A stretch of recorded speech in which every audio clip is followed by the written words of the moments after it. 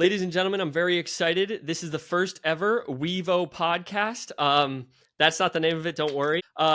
Just so everyone knows, including our guest who I will introduce in 1 second, this is hard hitting about UX as a whole, right? So we're going to go deep into everything best practices. How is AI going to affect the industry, career, testing, everything in between. So we're going to get deep. But before we get into all that, I need to introduce our guest. We have a very special guest for the podcast from WEVO himself. I've done my research. So, born in Israel, his dad actually had a workshop with lots of gizmos and got to see all the builds. They actually built a treehouse together, exactly how they'd want it built. Got into leadership very early, headed up the entire school body, loved planning, loved leadership, joined the Israeli Air Force, went to HBS, joined a startup, Microsoft Skype, brought new products to market, has consulted on UX as a whole, so is a perfect person to talk about this, and now brings us to co-founder and CEO of WEVO. We have Nitzan Shaer, everybody. Thanks for joining us, Nitzan.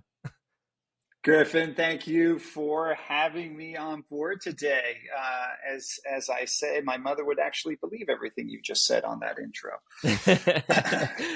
Amazing. I know intros always sound great. So, but it's a very impressive background. So let's get into it, right? Let's get into the questions people want answers to. So obviously, WEVO is about testing digital experiences, and you have a long history of bringing products to market and user experience. How have you seen the ability to test experiences change from the early days of like Skype or Microsoft to being able to test experiences now? What did that look like back then? And then what does it look like now with all the innovations we have for testing digital experiences?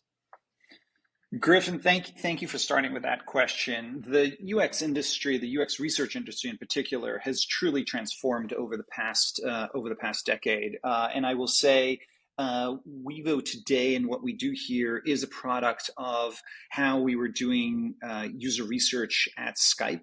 At Skype, we were selling to over 150 countries and territories around the world, from grandparents that wanted to speak to their grandchildren. Their grandchildren always want to speak to the grandparents, but to business people speaking to each other, a very, very wide swath of diverse audience.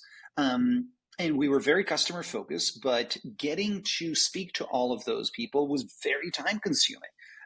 We would do Pizza Wednesdays and invite them in. We would do surveys and we would do usability studies, but really a broad range of audience. It really consumed a lot of our time to talk to them and to be customer centric, as we prided ourselves in being.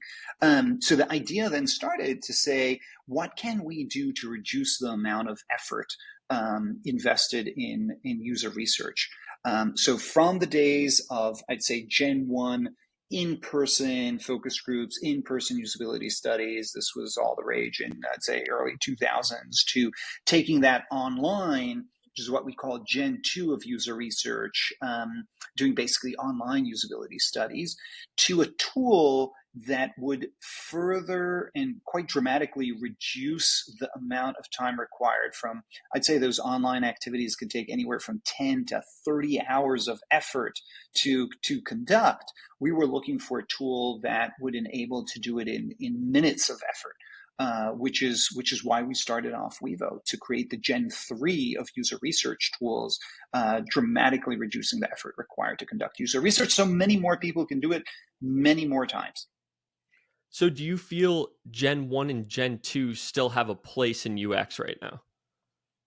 Absolutely. I think this is rather than a story of replacement, I think this is a story of augmentation. There's still value to sitting face to face with a person. There is, we all know it, right? We have teams. Most of our work that we do is remote on Zoom, but we know that there's a value to sitting face to face to a person. There is value of seeing a person in video interact with a product or with a marketing campaign.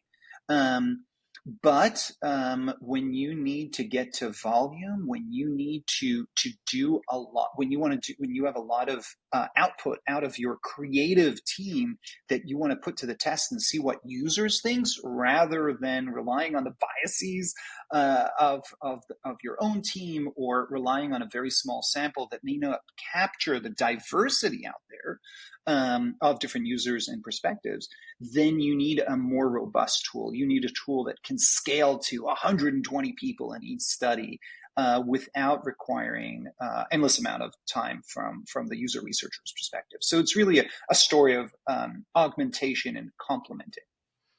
Yeah, I a lot of the UX researchers and teams that I'm talking to are definitely thinking about scale, and I think that fits a very good role. I've also heard you say that one of your biggest learnings from the Air Force is the importance of the function of planning.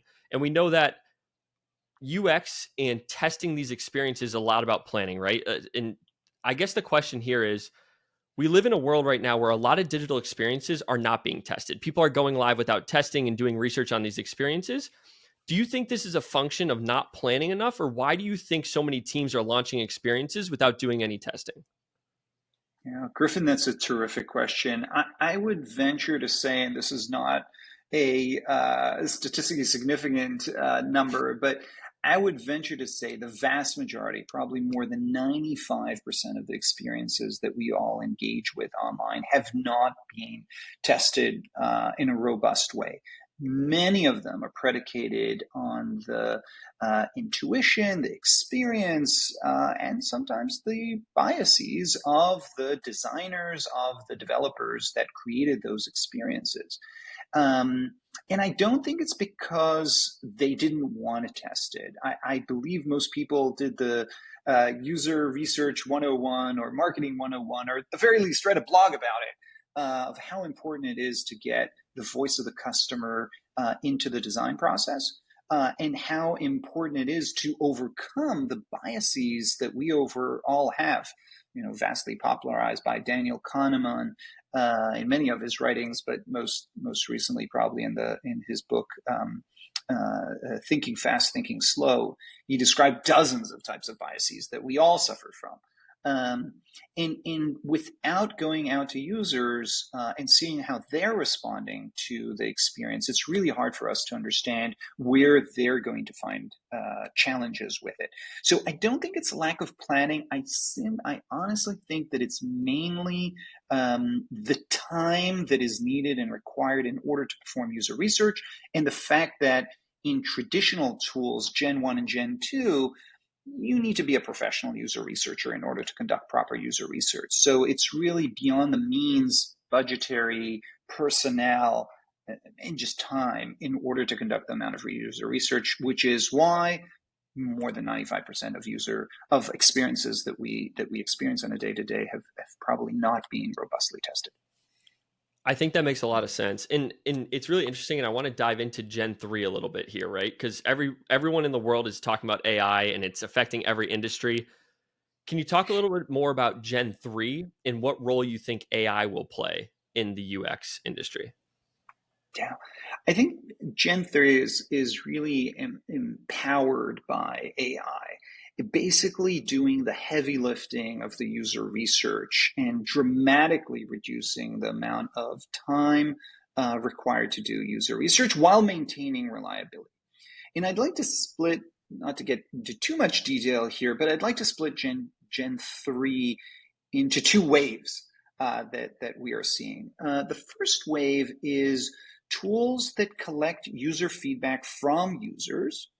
In the WEVO case, it's 120 users at a time, and does the heavy lifting of analyzing that. So what are we using AI for? We're using AI in order to make sure that there's quality people that are focused while they're engaging, answering the questions in a thoughtful way. If somebody isn't concentrating, if somebody isn't who they say they are, if somebody isn't paying right attention, they shouldn't be entered into the study because they're not going to give quality responses. So that's the first role of AI, to ensure quality. Second role of AI there is to bubble up the most important quotes. And I think, again, it's a way to leverage AI to see what are the most meaningful quotes, so you don't have to read through the comments of 120 people, which can be very time consuming. And third is about summarizing the insights. And I think AI can take us a long way towards that summary. we do find that it's very complementary to augment that with human feedback as well. So we have user researchers that augment what the AI has put together to ensure that it is indeed accurate and trustworthy, to ensure the credibility of that study. So all of that was wave one, in which AI is helping to do the heavy lifting of online studies. I think there's a second wave that we're just in the beginning of, and this is not a replacement wave. This is really why I'm saying it's a second part of Gen 3 user research, in which AI is going to be used to get feedback on experiences without engaging actual users.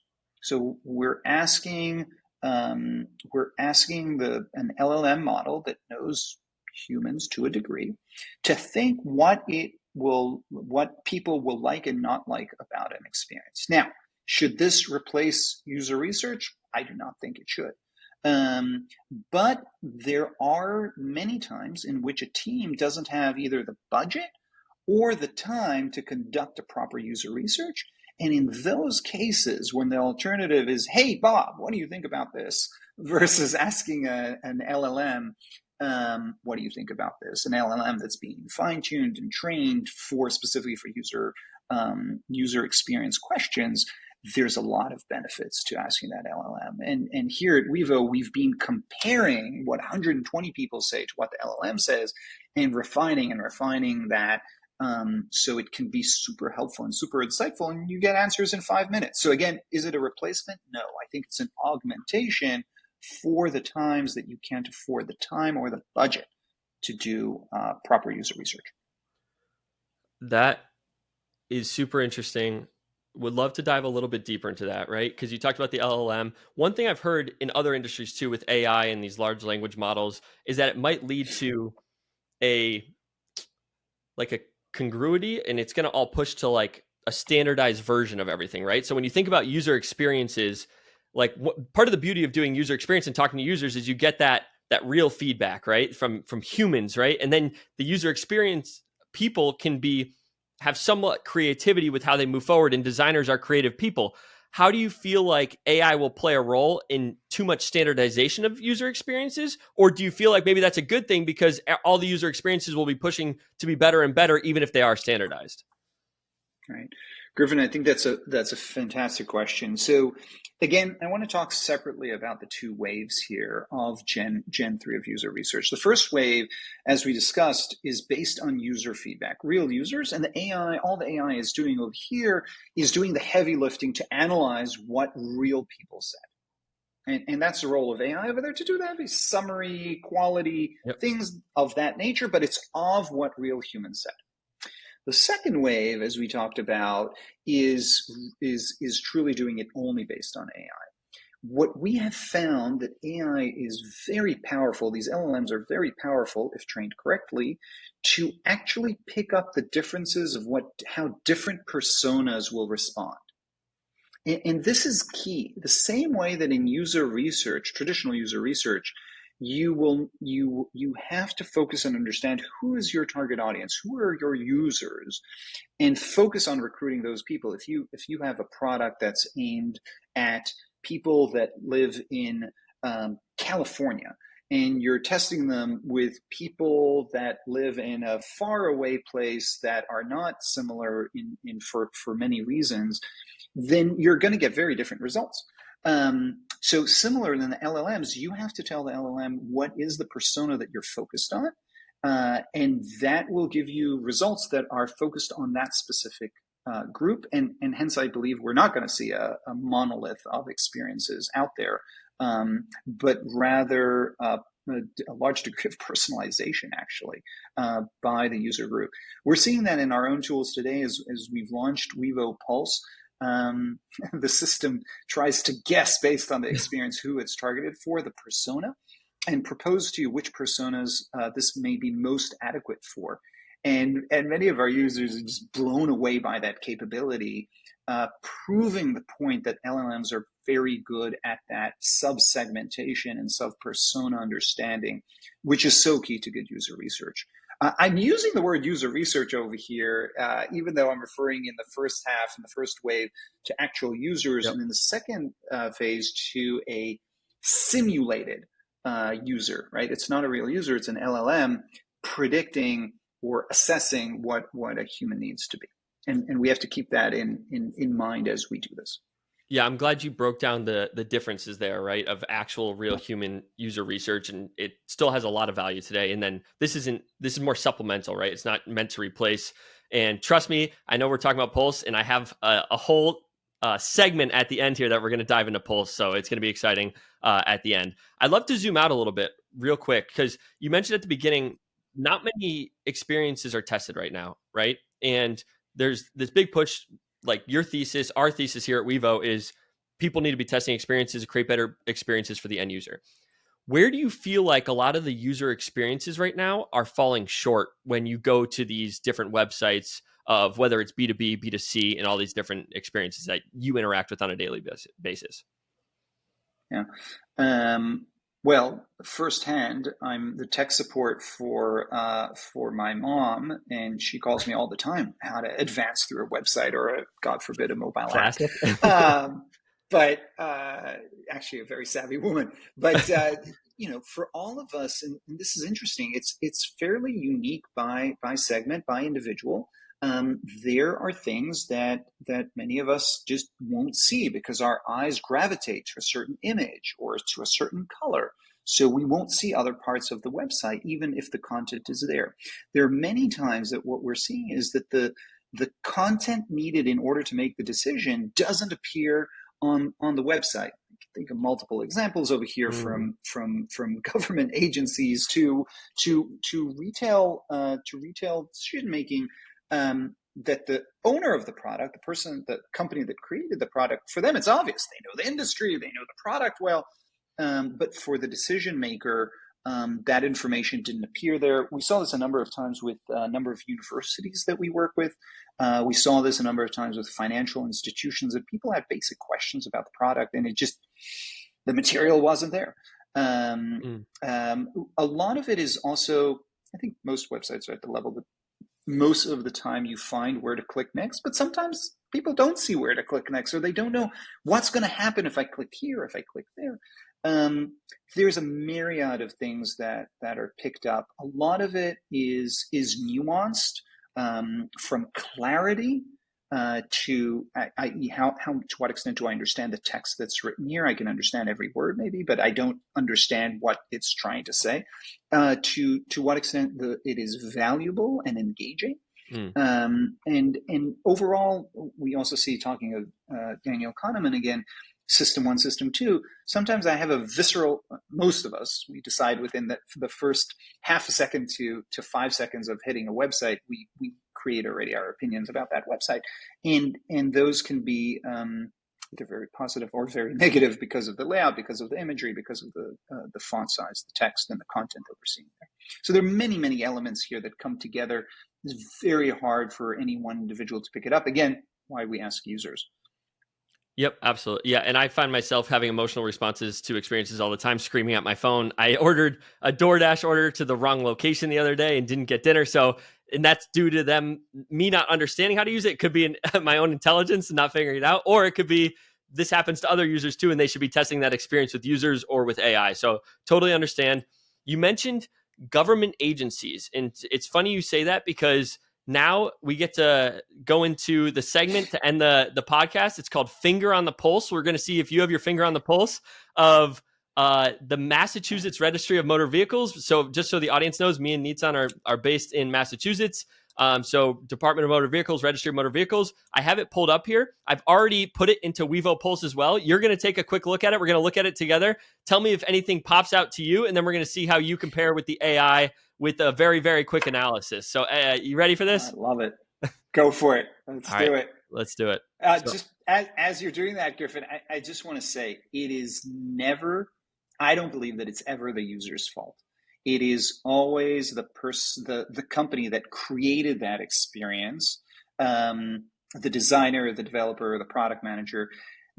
they have to think of how different people are going to respond to this and how they're going to react with it. Rarely, almost never, would I say is it truly user is to blame. Okay, All right, let's look over here. let's do it. Mass.gov.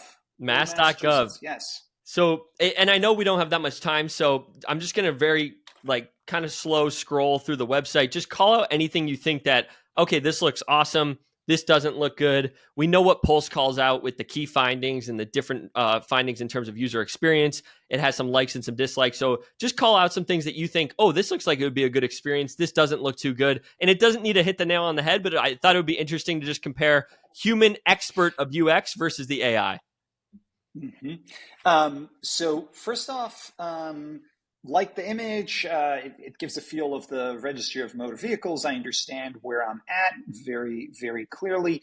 It is a little bit, there's a lot going on over here. There's a very big have a questions, ask me over here, attracting to the bottom right, fairly big to be noticed. There's a search, mass.gov up there with a search button. Not sure if where exactly I'm supposed to go on all this page. Quite a few links going on over here. There's the search this organization button. How does that differ from the search button at the top? Not exactly sure. For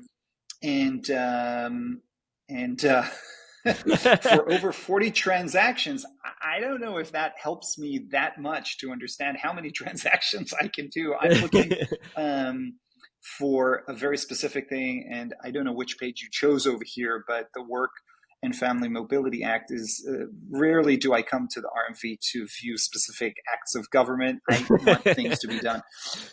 If you go down to the bottom, I think that's actually something really nice that I would have loved to see at the top. Up a little bit higher, up a little bit.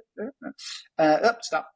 What would you like to do? So this is a great way from the frequently asked way to the most common things to do. Not too bad. In today's day and age, I don't expect RMV to be here just yet, but they should very shortly. I should just be able to type into an AI what it is I want to do, and it'll take me to the right place in the way I speak English or any other language to that point. Just type in rather than choose from a fixed menu, because while these are the top 5 from my little understanding of the RMV, there's probably 100 actions I could take, even though this is a good start to show the most common ones. And there are the other ones there. Awesome. Now let's see how you did. Let's compare it to the WEVO Pulse version. Let's pull it up here. So it should have it here. Yep. And we are live. For the viewers, if you're listening, we will have this on the video, and everyone watching, this is WEVO Pulse, right? So the AI got these results in under 5 minutes. We got analysis on the key findings. So the user experience, the accessibility, transparency, credibility. It has a sentiment map for likes and dislikes of what it thinks the humans would like and dislike. Like Nitzan talked about earlier, it has a proposed audience for who it thinks this experience is for. Nitzan, I know we're running out of time here and you have a hard stop in 2 minutes. Is there anything else you wanted to call out here in Pulse to point out to the audience here? So I think the most important part to communicate in this new era of using generative AI is the way to think about it, the framework. Again, this is like if you think about an engineer building a bridge, before you build the bridge and make sure it doesn't collapse, you run simulations. You'll typically run it in AutoCAD or another system. That's the way to think about AI in this context. It's a simulation. Is it real users? No, it's not real users. Is it going to get it 100% of the time right? No, it won't. But it is very helpful to run a simulation before you go ahead and build the full thing, or before you spend all the money, because it's dramatically more expensive to run it with live users, and it's a lot of time investment. So the way to think about Pulse is a very quick way to run a simulation, as Griffin mentioned. As you mentioned, Griffin, it's less than 5 minutes of time.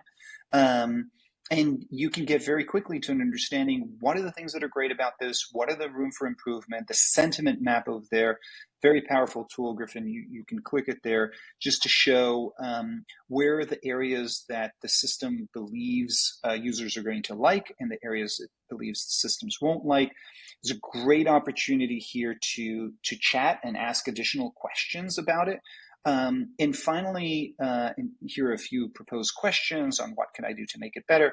And finally, on the proposed audience, we can look at the audiences that that the system believes you are targeting, the different personas, and we can customize, or the system can customize the results based on those personas. I just wanted to point out too, I know we're up at time here for this podcast, but you nailed the Work and Family Mobility Act. The detailed content of this particular act could be confusing and irrelevant for users who are not directly impacted. So you hit the nail on the head there. You also hit the nail on the head for accessibility and unrelated topics on the page. So it seems like episode 1, you nailed it and you set a high standard for future guests. Nitzan, it was wonderful having you.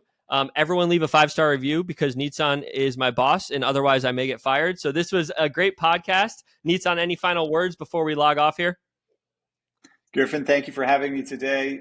Excited about the conversations that'll come soon. Awesome. Thank you, Nitzan. Really appreciate it.